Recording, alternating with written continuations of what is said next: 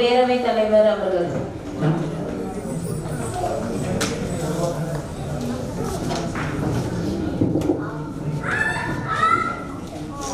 மேடையில் அமர்ந்திருக்கும் ஆளுமை திறமைகளே, அந்த திறமைகளுக்கு சற்றும் குறைவில்லாமல் எதிரே அமைந்திருக்கும் நண்பர்களே மற்றும் அன்பு சொந்தங்களே, அனைவருக்குமே எனது இனிய மாலை வணக்கம். வஉசி நலப்பேரவை பல நலத்திட்டங்களை நல செய்திகளை மக்களிடம் கொண்டு சேர்க்கிறது என்றால் அது மிகையாகாது. வஉசி பற்றி நான் அதிகமாக சொல்வதற்கு எல்லோருக்கும் தெரிந்தவர், நன்கு அறியப்பட்டவர் வஉசி.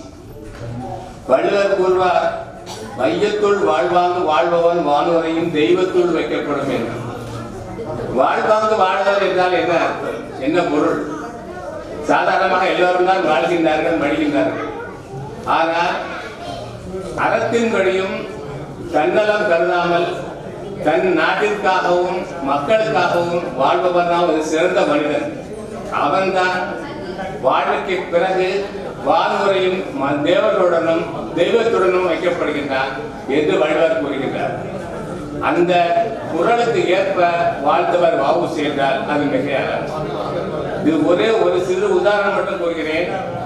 பாரதியார் தேசபக்தர்களை பற்றி பாடிய பாடலில் ஒரு பாடல் வஉசி பற்றி வாழ்த்து கூறுகிறார்.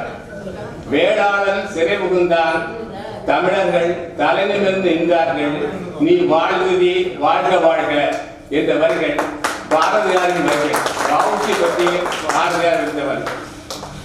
அந்த வகையில் பார்த்தால் வஉசியின் பெயரால் நடத்தப்படும் இந்த நலப்பேரவை அதே போன்று தன்னலமற்ற தியாகங்களை செய்திகளை மக்களுக்கு கொண்டு சேர்க்கும் என்பதில் ஒரு ஐயம் எதுவும் இல்லை. அடுத்ததாக இன்று உலக மகளிர் தினத்திற்கு எல்லோரும் கூடியிருந்து வாழ்த்து தெரிவிப்பதற்காக வந்திருக்கின்றார்கள். அந்த மகளிர் தினத்தின் சிறப்பு ஆளுமைகளுக்காக ஆளுமைகளை கௌரவத்திற்காகவும் மக்கள் வந்திருக்கின்றார்கள்.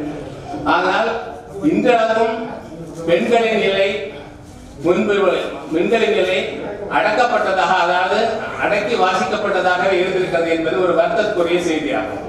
ஏனென்றால் உலக மகளிர் தினம் 1975 ஐநாவால் பிரகடனப்படுத்த முன்பு இந்த தினம் கொண்டாடுவதற்கு பெரும் போராட்டமே காரணமாக அமைந்தது என்பது பலருக்கும் தெரிந்திருக்கும். ஏன் நம் தமிழ் சங்க இலக்கியங்களை பழைய நூல்களை எடுத்துக்கொண்டால் கூட பெண்கள் அடக்கி வாசிக்கப்பட்டவர்களே இருந்திருக்கிறார்கள். தொல்காப்பியத்தை எடுத்துக்கொள்ளுங்கள். தொல்காப்பியம் சுமார் 3000 ஆண்டுகள் அல்லது 5000 ஆண்டுகள் முந்தையதாக சொல்கிறார்கள். தொல்காப்பியத்தில் ஆணின் இலக்கணமாக என்ன கூறுகிறான்? ஆண் வீரமும் அறிவும் ஆண்மையும் சிறந்தவனாக விளங்குவன் தான் ஆண் என்று கூறுகிறார். அதே தொல்காப்பியம் பெண்களுக்கான இலக்கணத்தை என்ன சொல்கிறது என்றால், பெண் அச்சம் நாணம் மடம் என்று நிறைந்தவளாக இருப்பாள். அதாவது தீய நலத்தை விளக்குதல், பழிக்கு அஞ்சுதல், தன் குடும்பத்தை பாதுகாத்தல். பெண்ணுக்கு அறிவு திறந்து இருக்க வேண்டும் என்று தொல்காப்பியம் எதுவும் கூறவே இல்லை. சரி, அடுத்ததாக வாருங்கள் பழந்தமிழ் இலக்கியங்களுக்கு பாருங்கள். சங்க இலக்கியங்கள், சங்க இலக்கியங்களிலே புறநானூறிலே 400 பாடல்கள் உள்ளன. அதில் 22 பாடல்கள் பெண் பார்ப்பவர்கள் அவையாரால் பாடப்பட்டது. அவையார் நம்ம நினைத்திருக்க அவையார்கள் 3 அவையார்கள் இருந்ததாக சொல்கிறார்கள். அது சர்ச்சைக்குரிய விஷயம். ஆனால் அந்த பாடல்களிலும் பெண்களுக்கு முக்கியத்துவம் கொடுத்து ஆண்களுக்கு நிகரான பாடல்கள் பாடப்படவில்லை. சரி, பின்பு கலித்தொகைக்கு வாருங்கள். கலித்தொகையில ஒரு அருமையான காட்சி. கலித்தொகையில ஒரு ஆணும் பெண்ணும் காதலிக்கிறார்கள். வழக்கம் போல வீட்டிலே எதிர்ப்பு. ஆகவே அவர்கள் இருவரும் தனியாக சென்று விடுகிறார்கள். இதை பார்த்ததுதான் அந்த பெண்ணின் தாயார் மன்னன் கலங்குகிறார்.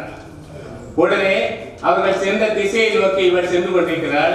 எதிரே 2 அந்தணர்கள் வந்து கொண்டிருக்கிறார்கள். அவர்களிடம் அவள் கேட்கிறாள், ஐயா, இங்கே அழகான பெண் ஒருத்தியும் அவள் கணவன் அவள் கூட ஒரு ஆண்மகனும் சென்றதை நீங்க பார்த்தீர்களா என்று.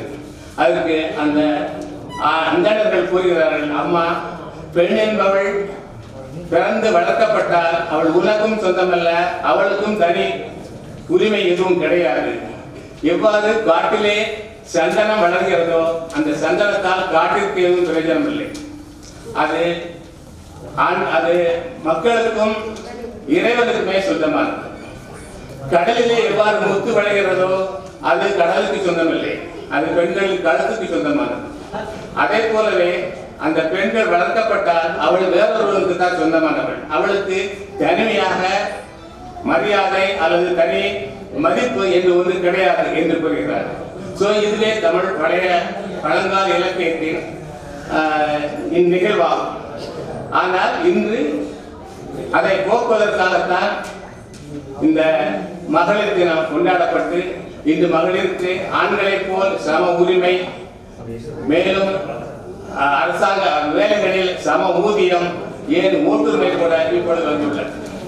அந்த வகையில் இப்பொழுது நாம் முன்னேறி கொண்டிருக்கிறோம். ஆனால் முழுமையாக முன்னேறி கொண்டிருக்கிறோம் என்றால் இல்லை. ஏனெனில் அரசாங்கத்தில் பார்த்தால் 33% பெண்கள் இருக்க வேண்டும் என்று சொல்கிறார்கள். ஆனால் 32% இந்த எம்பி சீட்டிலோ எம்எல்ஏ சீட்டிலோ கிடையாது. எனவே இன்னும் பெண்கள் முன்னேற வேண்டியது மிகவும் முக்கியம் என்று நான் கருதுகிறேன். அடுத்தாற்போல் இன்றைய கௌரவிக்கப்படும் இந்த பெண் ஆளுமைகளை தேர்ந்தெடுத்ததில் எழுத்தாளர் திருமலைக்கும் நம்ம செயலாளர் ராமசுப்ரமணியனுக்கும் மிகுந்த பங்கு உண்டு. ஏனெனில் அவர்கள் இந்த சிறப்பு விருதுக்காக 30 தேவியர்களையே தேர்ந்தெடுக்கிறார்கள்.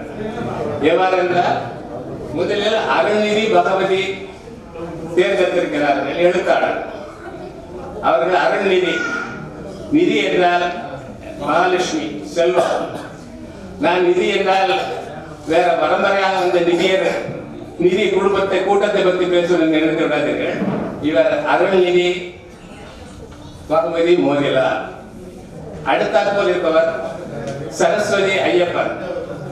வாணி, கலைகளுக்கெல்லாம் அரசி, கல்விக்கெல்லாம் அரசி. அவர் மீண்டும் ஒரு சரஸ்வதி பத்ரி நாராயணன் அவர்கள். அடுத்த 30 தேவியர் ராஜராஜேஸ்வரி பார்வதி. ஆக மகாலட்சுமி, சரஸ்வதி, பார்வதி ஆகிய 3 பேர்களை கொண்ட பெண்களையும் தேர்ந்தெடுக்கிறார்கள். அடுத்தாற்போல் பங்கஜவல்லி என்ற பெண்ணை தேர்ந்தெடுக்கிறார்கள். பங்கஜவல்லி என்பது பங்கஜவல்லி என்று இருந்திருக்க வேண்டும். நம்ம ராமசுப்ரமணியன் சார் கொஞ்சம் வள்ளின்னு போட்டிருக்காரு. ஏன்னா அவர் சுப்பிரமணியன் ஆச்சு, அவர் வள்ளிக்கு தான் வள்ளி என்றால் கொடி என்று பொருள். பங்கஜவல்லியில தாமரை கொடி என்று பொருள். தாமரை கொடி it can be applicable to both லட்சுமிக்கு அதாகும், சரஸ்வதிக்கு ஆகும். அது தவிர ஆச்சாரிய சங்கரர் சௌந்தரிய லகரியில அம்பாளை பற்றி கூறும் போது பங்கஜவல்லி போன்றவள் என்று சுலோகம் சொல்லியிருக்கிறார். ஆக இது அனைத்தும் சேர்ந்து பார்க்கும் பொழுது 30 தேவியர்களை அவர் தேர்ந்தெடுத்திருக்கிறார்.